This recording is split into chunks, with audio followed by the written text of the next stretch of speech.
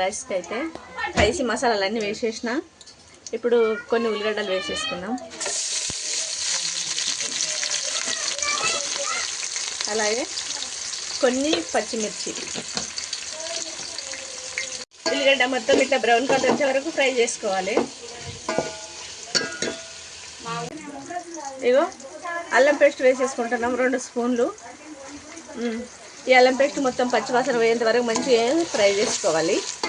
మేము బగారా రైస్ వండుకుంటున్నాం. మేము చికెన్ కర్రీకి బగారా రైస్ వండుతున్నాం. ఉల్లిగడ్డలు అయితే మంచిగా ఫ్రై అయిపోయినాయి. అల్లం పేస్ట్ ఇట్లా మంచిగా వేగిపోయింది. ఇప్పుడైతే వాటర్ వేసేసుకుంటున్నాం. స్పైసీ మసాలాలు ఇట్లా ఫస్ట్ వేసేసిన, అవి చూపించలేను నేను. ఏదో సరిపోయాడని వాటర్ కొలతతో వేసుకుంటున్నాం. మేము 2 కేజీల బియ్యంకు 3 కేజీలు వాటర్ వేసేసిన.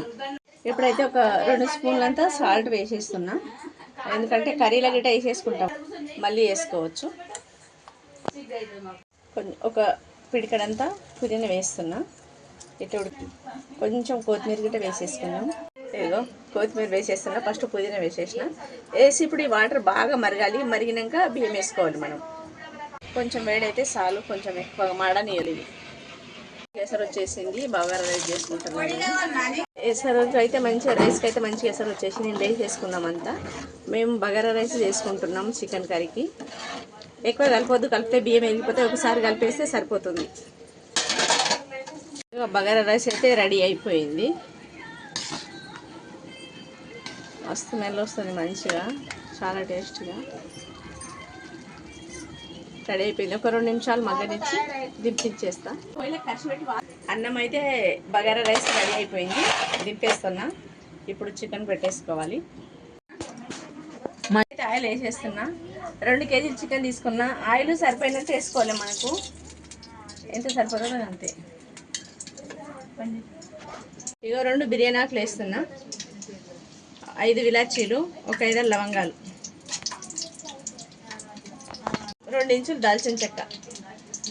నేను ఉల్లిగడ్డ, కొన్ని పచ్చిమిర్చి, కొంచెం కచ్చపక్క పేస్ట్ చేసేసిన. ఇట్లా చేసేసుకుంటే మంచి గ్రేవీ వస్తుంది. కర్రీ కూడా బాగా టేస్ట్ అవుతుంది. ఇట్లా చేసుకోవాలి. ఇట్లా వేసేసుకున్నాం. ఆయిల్ వేడైంది. పచ్చివాసన అవ్వాలి. ఉల్లిగడ్డ అంతా మంచి కలర్ వచ్చింది కదా. ఇట్లా కొంచెం కొంచెం పేస్ట్ వేయాలి. ఉల్లిగడ్డ పేస్ట్ మంచిగా వేగినాక ఇంట్లో అల్లం పేస్ట్ వేసేసుకోవాలి. పేస్ట్ అయితే మంచిగా వేగిపోయింది, బ్రౌన్గా పచ్చివాసన వేయదాక. ఇప్పుడు ఇంట్లో కొంచెం పసుపు వేసేస్తాను. 1 స్పూన్ వేస్తున్నా పసుపు. అలాగే ఒక 2 స్పూన్ల అల్లం పేస్ట్. అల్లం పేస్ట్ వేసి పచ్చివాసన వేయే వరకు కలుపుకోవాలి. చికెన్ అయితే నీట్గా కడిగినాము. అల్లం పేస్ట్ ఉల్లిగడ్డ మంచిగా వేగిపోయింది. నీట్గా కడిగి పెట్టుకున్న చికెన్ వేసేసుకుంటున్నాం. ఇప్పుడు 2 గంటలు వేసేసుకుంటాం. 1 గంట వేసింది. కేజీల చికెన్కి 2 గంటల కారం సరిపోయినంత వేసి ఈ మాత్రం సరిపోతుంది. ఇప్పుడు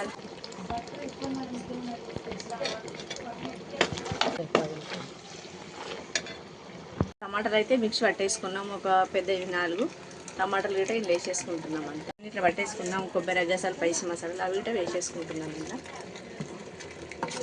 అన్నీ ఇలా వేసేసుకోవాలి. ఇట్లా కలుపుకోవాలి. చాలా బాగా వచ్చింది కర్రీ. ఇట్లా ఇంకొక 2 నిమిషాలు ఉడకనిచ్చి కొన్ని వాటర్ వేసేసుకున్నాం. మూత పెట్టి చూద్దాం. ఇప్పుడైతే లేదు, మంచిగా గ్రేవీ అంతా ఆయిల్ అంతా పైకి తెలియదు కదా. చాలా సూపర్గా వచ్చేసింది కర్రీ అయితే.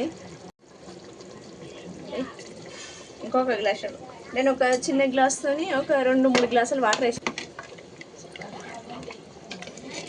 ఇక ఇట్లా మీకు కావాల్సినంత వేసుకోండి. మాకు ఇంకో కొంచెం వేస్తే మాకు సరిపోతుంది.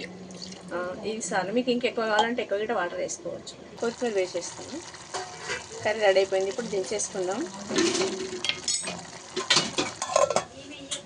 ఇగో కర్రీ అయితే మంచిగా ఉడికిపోయింది. కొంచెం గరం మసాలా వేసేసుకుంటున్నాను. ఇది ఎవరెస్ట్ చికెన్ మసాలా. ఇది